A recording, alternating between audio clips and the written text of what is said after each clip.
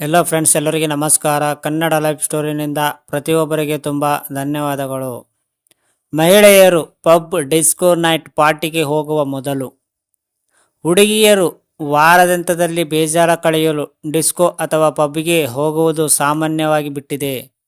ಮಹಿಳೆಯರು ಮತ್ತು ಹುಡುಗಿಯರನ್ನು ಚುಡಾಯಿಸುವಂತಹ ಜನರು ಪ್ರತಿಯೊಂದು ಕಡೆಯಲ್ಲೂ ಇದ್ದೇ ಇರುವವರು.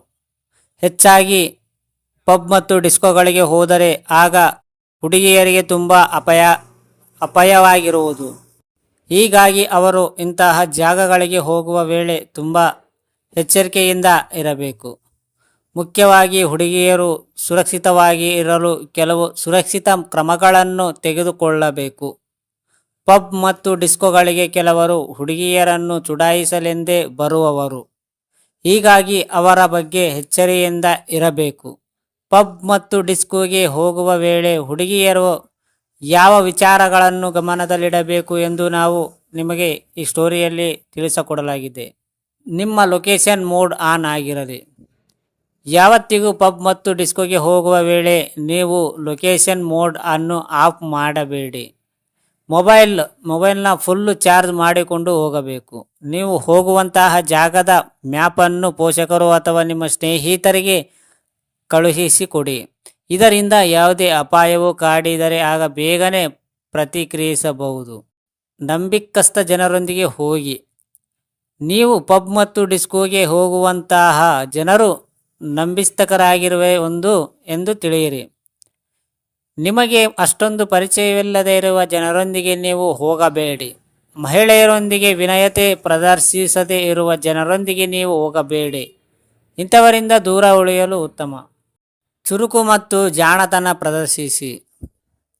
ನೀವು ಯಾವಾಗಲೂ ಹೊರಗಡೆ ಹೋಗುವ ವೇಳೆ ತುಂಬ ಚುರುಕುತನ ಮತ್ತು ಜಾಣ್ಮೆ ಪ್ರದರ್ಶಿಸಬೇಕು. ಯಾವುದೇ ಸಂದರ್ಭ ಬಂದರೂ ಅದಕ್ಕೆ ತಕ್ಷಣವೇ ಪ್ರತಿಕ್ರಿಯೆ ನೀಡಿ.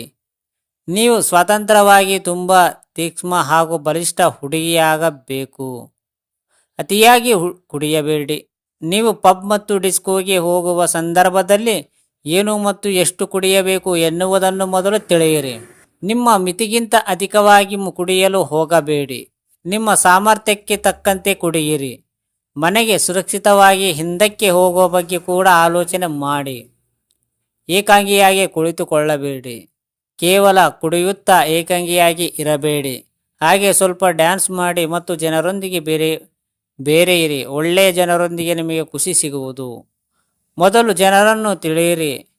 ನೀವು ಡ್ಯಾನ್ಸ್ ಮಾಡಲು ಹೋಗುವ ಮೊದಲು ಯಾವ ವ್ಯಕ್ತಿಯ ಜೊತೆಗೆ ಡ್ಯಾನ್ಸ್ ಮಾಡಬಹುದು ಎಂದು ನೀವು ಮೊದಲೇ ತಿಳಿಯಿರಿ. ಅವರು ನಡವಳಿಕೆ ಬಗ್ಗೆ ದೂರದಿಂದ ಗಮನಿಸಿ. ನಿಮ್ಮೊಂದಿಗೆ ಸಮಯ ಕಳೆಯಲು ಅವರ ಅರ್ಹರೇ ಎಂದು ತಿಳಿಯಿರಿ. ನೀವು ಪಬ್ ಅಥವಾ ಡಿಸ್ಕೋಗೆ ಹೋಗಿ ಅಲ್ಲಿ ಕುಡಿದ ಬಳಿಕ ನಿಮ್ಮ ಮಾಜಿ ಪ್ರೇಮಿ ಬಗ್ಗೆ ಅಥವಾ ಯಾವುದೇ ಸಮಸ್ಯೆ ಬಗ್ಗೆ ಅಳಲು ಹೋಗಬೇಡಿ. ಅತಿಯಾಗಿ ಕುಡಿಯುವ ಹೋಗಬೇಡಿ. ಡ್ಯಾನ್ಸ್ ಮಾಡಿ, ಮಾತನಾಡಿ, ಹಾಡಿ, ಬೊಂಬೆ ಹಾಕಿ. ಇದು ನಿಮ್ಮ ಸಮಯ. ನಿಮ್ಮ ಸಮಯವನ್ನು ಹೇಗೆ ಸಿಕ್ಕಂಗೆ ವೇಸ್ಟ್ ಮಾಡ್ಕೊಳ್ಳೋಕೆ ಹೋಗಬೇಡಿ. ಅರ್ಥ ಆಯ್ತಾ ಫ್ರೆಂಡ್ಸ್? ಈ ಸ್ಟೋರಿ ಕೇಳಿದ ಪ್ರತಿಯೊಬ್ಬರಿಗೆ ತುಂಬ ಧನ್ಯವಾದಗಳು.